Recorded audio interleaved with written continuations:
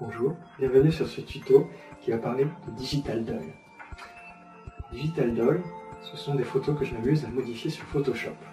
On peut dire des fakes. En gros, voilà, je suis un homme, j'aimerais bien quand même me voir en demoiselle, donc je me permets de faire cette magie que me procure, on va dire, Photoshop. Alors, ce que je m'amuse à faire, déjà pour vous faire un petit peu comprendre le topo, c'est de prendre une tête d'homme et une tête de femme. Nous allons pouvoir, comme cela, les comparer. Donc, je vais pouvoir mettre la tête de l'homme sur la femme pour voir quels sont les éléments à étirer avec l'outil fluidité dans Photoshop. Je me suis amusé à étirer tout ça et ça donne cela. Là maintenant nous avons trois images, l'homme de base, l'homme étiré façon féminin et la femme. Maintenant si je m'amuse à prendre ce phénomène d'homme et de homme-femme, je peux avoir un seuil. Donc, le noir c'est ce qui ne bouge pas et ce qui est blanc c'est ce qui bouge. On peut remarquer qu'il y a le cou, les yeux, donc avec bien évidemment les sourcils qui se remontent, le nez qui est rétréci et tout ça et tout ça. Donc, bien garder en mémoire à chaque fois que je fais mes photos, je me dis tiens c'est quand même attention, demander avec les épaules aussi larges et tout. Bref, quand même quelque chose à vérifier à chaque fois. Donc, déjà surtout le visage. Pas non plus que ça fasse gros carré. Donc là, on a quelque chose. Donc maintenant, nous allons devoir avoir, on va dire, des outils pour tout ça. Alors voici une partie de mon matos. Alors oui, ça se commande en Allemagne carrément. Ce sont des soutiens-gorge transparents avec il existe aussi des Aphrodite et tout. Bref, c'est specialtrad.de, je crois, un truc comme ça. Si vous voulez rigoler un petit peu, il y a même aussi des trucs entre les choses. Ça, c'est juste des voilà, vous mettez des soutiens-gorge et vous mettez ça pour avoir une fausse poitrine. Ou sinon, comme moi, en ce moment, c'est des free-bras. Les free-bras, ça permet d'avoir une poitrine un peu plus naturelle. Bien sûr, il faut de la lumière, beaucoup de lumière, même derrière si possible. Voilà. Et aussi un jeu de miroir, donc un miroir qui peut être déplacé, par exemple pour mettre juste à côté de votre appareil. C'est très utile. Par contre, tout ce qui est les draps et tout ça, faites attention. Si c'est un drap vert, bleu ou violet, comme vous pouvez voir, Monsieur Lasper, ça ne lui plaît pas du tout. Il va refléter, voilà, il faut quelque chose de blanc. Nous avons donc notre photo. La première chose à faire, le détourage. Alors, soit avec le lasso, ou sinon, voilà, j'utilise la plume. Après, je fais un clic droit. Et après, j'ai juste à demander de convertir la sélection le tracé en sélection. Et donc, après, j'ai juste à faire copier-coller et j'aurai mon calque qui va être sur justement un calque transparent. Après, juste à faire des sélections pour faire un page de couleurs pour tirer les éléments qui m'embêtent. Utiliser le doigt. Là, le doigt, c'est la vie pour moi. Alors, je sais qu'il y en a qui vont hurler côté photographe et tout ça, qui vont dire le tampon. Non, moi personnellement, je vous avoue, je travaille en 72 dpi, c'est pas pour imprimer sur des t-shirts ou sur des flyers, juste pour le fun. Donc, un petit coup de doigt, ça floute, c'est génial. Donc là, j'utilise la fluidité pour déformer un petit peu tout ça. Alors, bien évidemment, comme vous avez parlé du cou, des yeux et tout ça, donc c'est modifié. Peut-être à modifier quelque peu les éléments, si le cou est peut-être un peu trop carré, donc là, on essaie d'adoucir un peu la chose.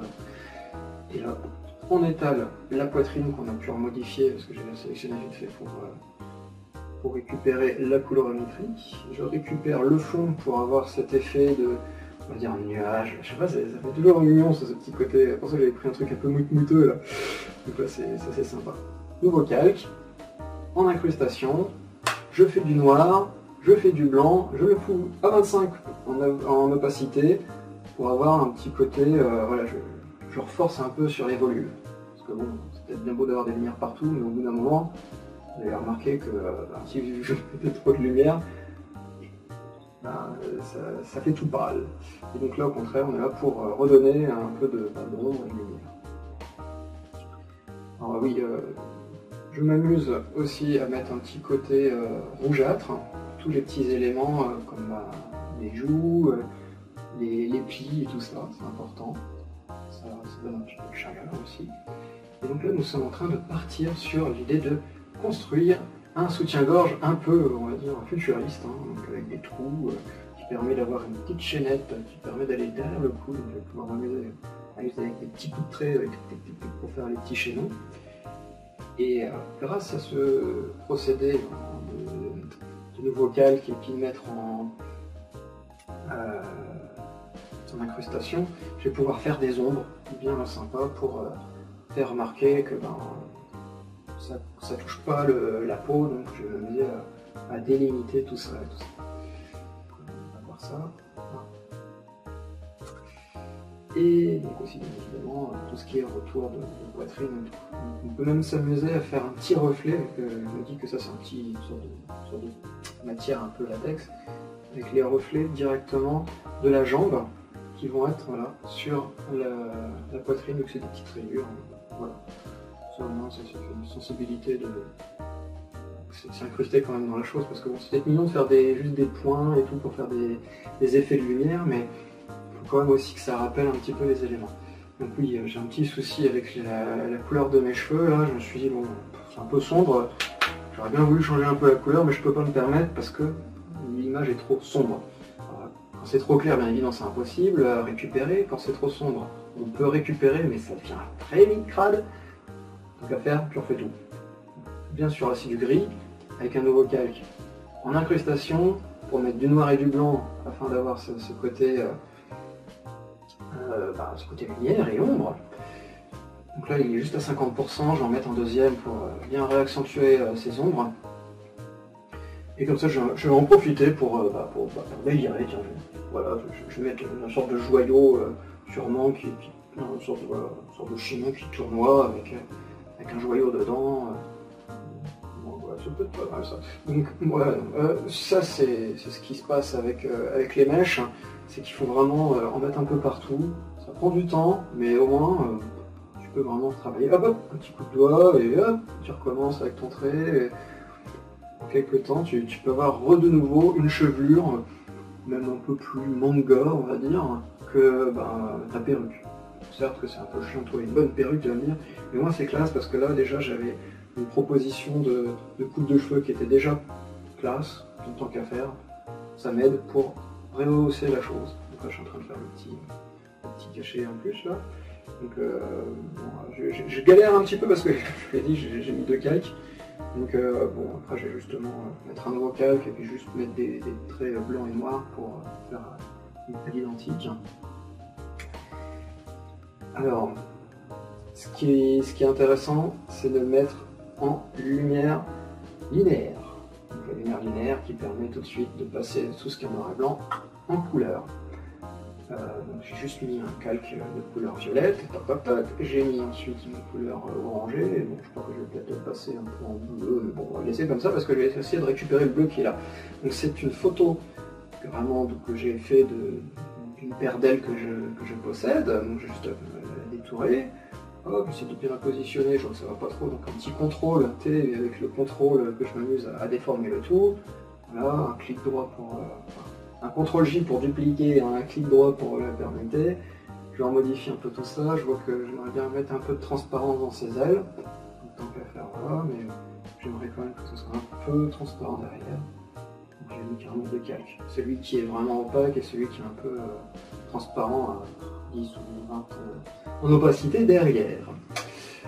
Alors, nous avons une petite fée qui commence à se créer, comme vous pouvez voir. La mèche carrément bleutée, ça va carrément mieux. Hein.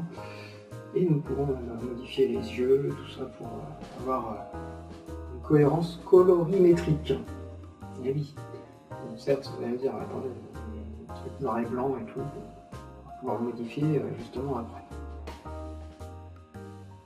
Alors là, ça c'est un système qui me permet de mettre les choses un peu trop colorées, un peu saturées on va dire, un peu plus doux, un peu plus on va dire, un peu plus calme. Donc le système, c'est que j'ai repris vraiment la peau, je l'ai dupliqué, aplati, en CTRL I pour l'inverser, et là je le mets en incrustation, style 50 ou un truc comme ça, pour avoir quelque chose qui me permet d'avoir une couleur un peu grisâtre. Le passage qui vient de passer, que là je suis un peu en mode ah mince, ça va trop vite. Donc là c'était donc le nombre d'or, j'utilise le nombre d'or pour placer mes éléments et recadrer exactement la taille de mon image pour avoir un suivi de composition. Voilà, je me dis tiens, une petite composition comme ça, puis tiens, je vais faire un petit landscape derrière, avec des petites roches, ouais, pourquoi pas, avec un petit château. Je penserais mettre un petit château derrière, parce que bon, il fait château, ça peut être sympa. Et comme je m'amuse souvent à faire dans les Digital Dolls, c'est à vous d'imaginer aussi un peu l'histoire de la chose. C'est par exemple, bon, bah, voilà, elle est sur un nuage, bon, qu'est-ce qui se passe derrière? Ben voilà, il y a un château, qu'est-ce qui se passe? Pourquoi il y a ce château? Est-ce que c'est vraiment elle qui vit dans ce château? Ou voilà, bref, c'est à vous d'imaginer, tant qu'à faire, que ça peut être aussi des chasseurs de fées, avec carrément le bateau de pirate qui va chasser la petite fée dans les nuages. Ou inversement, c'est le but de toute façon, c'est à vous de créer vraiment votre histoire, et pas d'imposer tout de suite, bam, allez, voilà, vous voyez ça, et point final. Non, essayez de voir un peu comment ça marche, comment ça. C'est pour ça que les Digital Dolls, pour moi, j'essaie à chaque fois d'avoir un petit côté, petit caché, des trucs cachés, ou au contraire, on améliore là-dessus. Donc, étant donné qu'elle est sur un nuage, je m'amuse à faire un peu d'ombre, hein, donc vive le doigt de ce côté-là. Donc un petit coup de doigt pour faire un effet de nuage qui part de sa main. Et voilà, j'ai aussi mis un peu de couleur sur le nuage, parce que bien sûr on a des chaussettes maintenant qui sont devenues roses, donc le reflet qui se forme sur le nuage, un peu comme la boule qu'on avait vue avec les fameuses couleurs différentes du sang.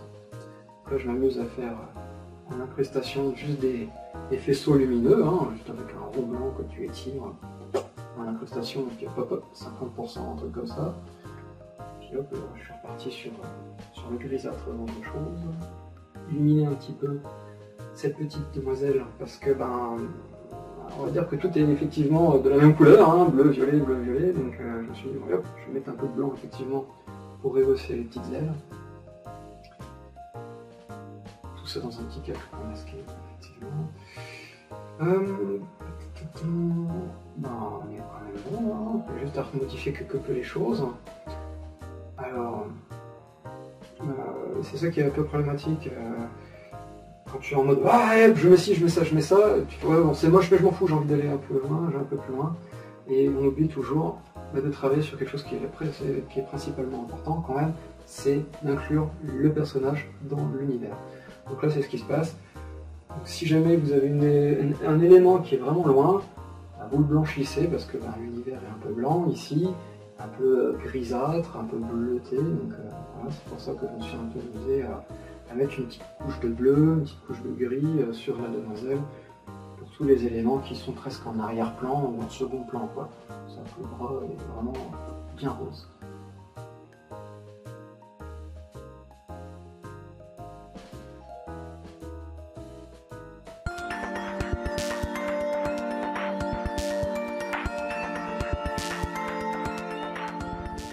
Donc voilà le travail, après juste à poser en bas à gauche mon petit logo, le poster sur Tumblr. Donc vous pouvez retrouver toutes mes petites illustrations comme ça sur digitaldoll.tumblr.com. Puis les visiter, par contre attention, il y a certaines images un peu voilà, quoi. Mais c'est un peu le but. C'est-à-dire que c'est m'amuse, tout ça, ça m'amuse. Allez. Bon, ce que vous voulez, amusez-vous bien en tout cas. Salut!